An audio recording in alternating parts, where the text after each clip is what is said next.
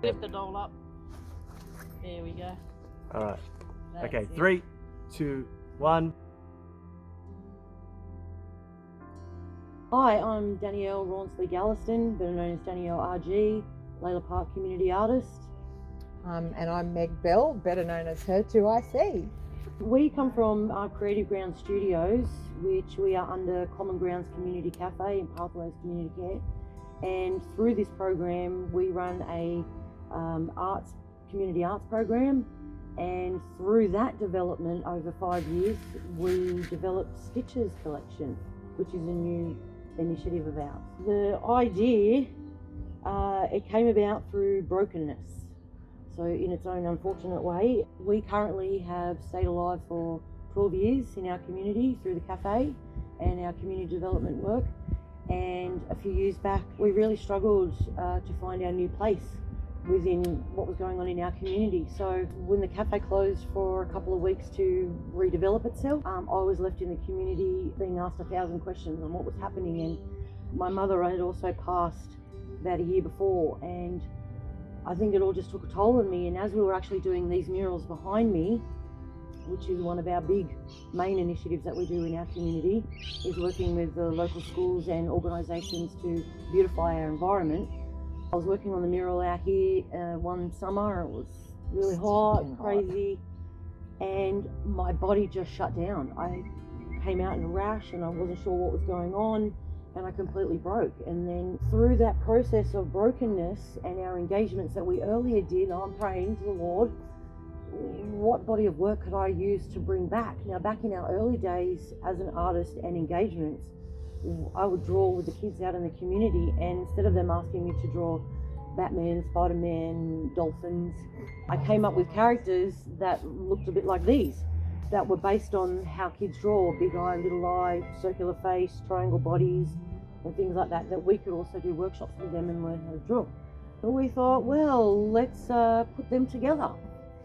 So then the process of putting them together was a nightmare in itself, because we didn't know. And I thought of my mum giving me a doll that was from Lincraft years ago, many moons ago obviously, that was like a Cookie Monster, and he had a back and he had a front, and you pretty much put them together, fill them, and that was the basis of how we figured out how to put them together. We did get someone to help us. Initially we outsourced them and gave them to the lady, and then we're sitting around going, well, where are they? Like, instant gratification. We wanted them back. We wanted them now. We decided, why not give it a go ourselves? Pete came and taught us how to sew, that his Greek Yaya had taught him how to sew. And and we just started doing them ourselves. Yep. So each person in the studio has a different job, and between us all, we managed to come up with the finished product. When I started creating the dolls and actually painting them up and looking at them, kind of an evolution of making the dolls as one thing, but then putting a component of mental health or social justice behind them, was a basis on what we do in our community work, to then stand for all the kids and families that we have ever met in my years of being an ex-youth worker or working in the community, working in schools and organisations. We have met so many different people with different issues and whatnot, vulnerabilities. How do we help those that we can't reach? So this was our way of reaching more people than we could ever imagine, would then assist our community and help us sustain. You know, always thank you to the Blacktown Workers Club, who have always been an amazing supporter of ours, even from back in day one, when they actually supported BISA, Blacktown Youth Services, in the initial days of creating murals around our community, which then engaged me. And then I guess the development of working with the Workers Club then started kicking in with their amazement, I guess, on what we do. We were blessed to have them actually understand a little bit of what we do in the community, because it's not just one, it's 20 different things that we do. So all dolls, although we've trademarked them therapy dolls, we do call them comfort buddies. So the concept is that we would love them to be in children's hospitals and where they're in need. And they have been. And they have been. So we have had, some prototypes actually buried with a young Aboriginal boy that we first donated to. A couple of them have been delivered to those that are in hospital and stuff, and have kept with them. So all dolls for children are a comfort. So in that respect, they become comfort buddies in general, or for the sense that we have given them all little stories and quirky little names. So this is Peter Piggy Feet, and he has a speech impediment.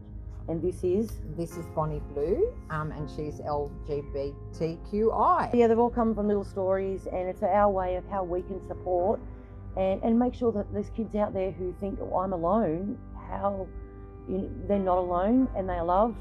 Yeah, it's, whether you can relate to the doll or to honour someone that you love, or just because they're so darn cute, So, you might like this one because you are in the LGBTQI community, or you might like her because she's pretty. Whatever, if the doll speaks to you, it speaks to you. Yeah. Look, there's so many. I love them all. The first 18 came out. My brain goes nuts on many occasions. Yeah, Danny's not one to sit still, so COVID's been a bit hard for her. We had 18. Yeah. How many have we got now? I think there's about 80 something in production. So I'd like to hit the 100 mark, meaning that, mental health and social justice is what we deal with a lot in our community. And that's what the basis of these dolls are. We've got the regular ones, then we've got the mini ones that are half the size, and then if you're really keen and you want something to jump onto and hug, then we've got the giant ones. So we accept donations through the website directly. So if you go onto our website, www.stitchescollection.com, you will find the movement of how to there's a donate. Pay it forward.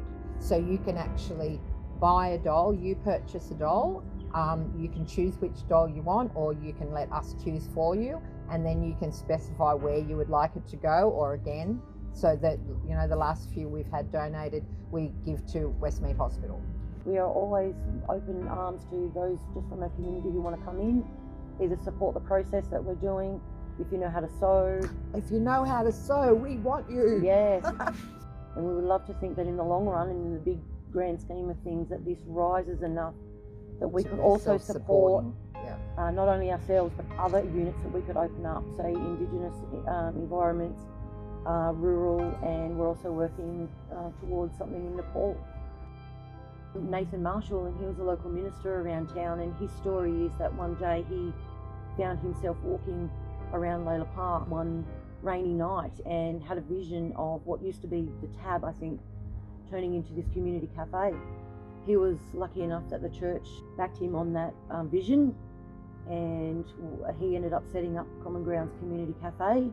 I sort of jumped in about a month later saying, hi, I'm your local artist, and at that point our local area was trashed with graffiti.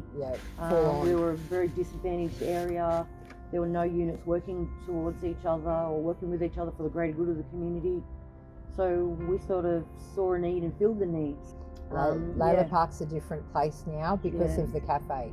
It really has made a difference. People that are friends now that used to see each other in the local IGA but had never spoken are now, the cafe really brought the community together. So the cafe became sort of a beacon for a lot of community and organisations to touch base into. The community garden, that was also an initiative that was supported by the Common Groundz Community Cafe. Graham Somerset had the vision behind here. So the studio and the community garden were once a daycare. They do a corn fest. Corn fest in March. We had corn pizzas and corn on the cob, and just, it was amazing. To eat something fresh from the garden, if you've never done it before, is just like, I can't wait for broccoli. And they're the best. So any produce you're trying to create in your own gardens, this is where the good stuff comes from. Yeah. I'd love to thank our amazing volunteers, Jenny, who is our amazing sewer, Glenda, who is our filler, Greg, who is our all-rounder, Meg, my beautiful 2RC, me, I'm the crazy chief, and Brian. Can't forget Brian. Yeah, who supports pretty much everything that we do, and Chipley Park. Thank you to all the guys close to us and around us, and the networks that support us. And Cameron, our little golden boy, we can't forget him ever for all the stuff that he does. He supports our grants and writing, and always a big thank you to Blacktown Workers Club who are wonderfully supporting of not just our initiatives, but all of our community initiatives from all the different organisations that are around. It's rare to actually find a big organisation who actually care about the little people. And we're as little as you get. But there's never a problem in coming to talk to them or, for the support that they give us. And thank you from the bottom of our hearts.